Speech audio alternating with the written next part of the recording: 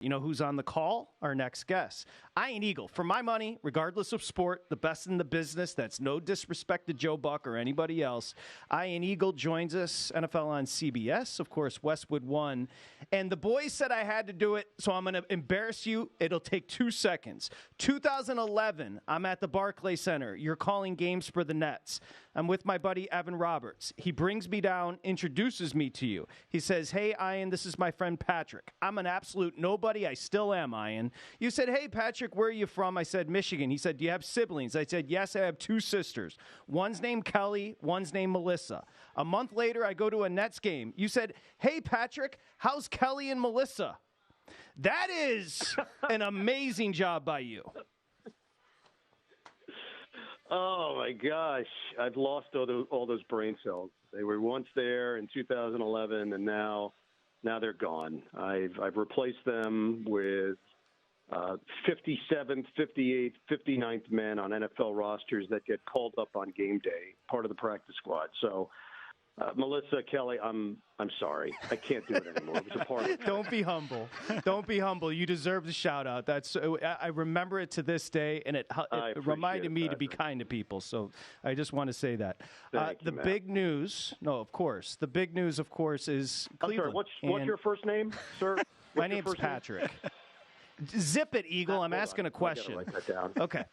You're going to get DTR. We thought it was going to PJ Walker, but this is huge for Cleveland, of course, who had played so well defensively and had that comeback against Baltimore. Here comes DTR against the Steelers. Yeah. Yeah, it's a huge blow, guys. Obviously, Cleveland was feeling good about themselves, an upswing, everything starting to point in the right direction. 14 of 14 in the second half for Deshaun Watson, the best stretch of football he played for the Browns. They paid him all that money. They made the deal with Houston. It was not the most popular move, but at 6-3, you could finally see some light at the end of the tunnel, despite the Nick Chubb injury, despite the Jack Conklin injury, despite the Jedrick Wills injury. There finally was reason for hope. And then, boom, you get the information earlier today that he's done, the shoulder injury, the high ankle sprain. And initially, what do we all think? All right, P.J. Walker, he stepped in admirably for a couple of games. No, it is Dorian Thompson-Robinson who got one start earlier this season in a very strange set of circumstances. That was the week, you might recall, when they were playing Baltimore, where the shoulder injury first popped up for Deshaun Watson. And he basically said, I'm playing Friday, I'm playing Saturday, I'm playing Sunday morning, 9:45, he's not playing. They shot it up. He didn't get the relief that he was looking for, and Dorian Thompson-Robinson was thrust into it, and the Ravens toyed with him and won the game. So here we are. A number of weeks later, they feel confident, get him a week of practice. He is more prepared than he was back then, and the hope is that they can control things defensively and do enough offensively to come up with a formula to win. Ian, I hope a week's been enough for you to recover from all that great quarterback play you saw in the last couple of games. You called Panthers, Bears, Packers, Steelers. We were just talking about the Panthers-Bears game from last week, and we said we got a great Thursday night game this week. But in terms of the AFC, you've seen a ton of good teams. You've seen the Ravens. You've seen the Chiefs, the Bengals, Browns. Right now, for your estimation in Week 10, who is the team that you look at and say, you got to go through this market to be able to get to the Super Bowl in the AFC? Yeah, normally you have a real good feel for that heading into Week 11 of an NFL season, and this year it's just such a mixed bag. There were moments where you thought, ooh, Jacksonville is taking the next step. They're learning how to win. Their stuff seems to travel well. And here we are after a pretty dispiriting loss, questioning whether or not the Jaguars have the right stuff. I've now seen Houston in person, and I saw what C.J. Stroud could do. And it plants some seeds with you that they could be one of those teams that you don't want to see come playoff time, because he is such a wild card, and his skill level and his poise and his savviness is so evident. But they're extremely young, and that would be asking a great deal of a young team to actually get into the postseason and make some noise. So then you go with the usual suspects. You go with Kansas City, a team that's been there, teams that they've won it twice. They've got the best quarterback in the NFL. and they're trying to figure things out in the passing game with some guys that they've never had to lean on in the past. I think their defense is better, to be perfectly honest, than what we've seen in previous years. But their offense was just so dynamic that it didn't matter. But their offense is not what it was, and the mystique is not quite what it was. So I think there are teams that believe that they could go toe-to-toe with KC. Miami, we've seen the hard way when they've been truly tested. You wonder whether or not they're up for it. The AFC North, great records, and then Baltimore takes that step back last week, just when you want to believe that they're a true contender.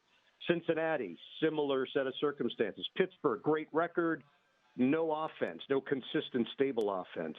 So we can poke holes through all of these other teams. The only one that seems to come through the wash is Kansas City. Buffalo, same situation. So KC's the one. Is there a team that can really gather some momentum over the final 7 weeks of the season to make some noise? I think so. I think there's still that possibility in the AFC.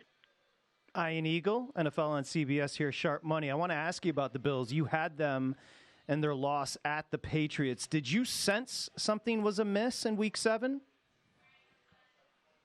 I did, and our whole crew did, but you figured that they were talented enough and they had done enough winning in the past 3-4 years, they would just figure it out.